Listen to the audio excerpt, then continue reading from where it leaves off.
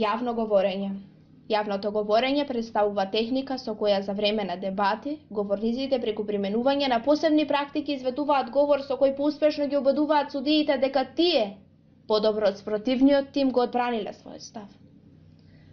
Што е тоа и што е најважно да има во еден јавен говор?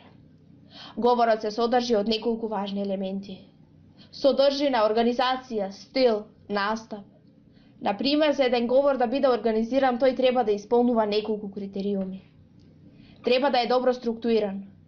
Говорникот треба да го исполни своето предвидено време, односно да не зборува значително помалку или значително повеќе од она што е предвидено за него.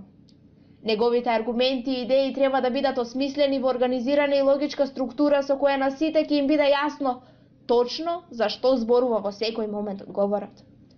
Структурата на говорот треба да биде создадена од неколку елементи. Прво, говорникот треба да даде вовед. Тоа значи дека говорникот треба да му даде контекст и значење на сопствениот говор. Потоа, говорот треба да содржи главен дел. Имено главниот дел на говорот треба да ги содржи аргументите на говорникот кои се едноставни за разбирање и се подкрепени со докази. За крај, говорот треба да содржи завршен дел. Овој дел треба да ја содржи клучната порака која говорникот сака да ја пренесе на публиката. Пораката треба да биде формулирана на начин на кој ќе биде експлицитен, едноставен и ќе побудува емоција.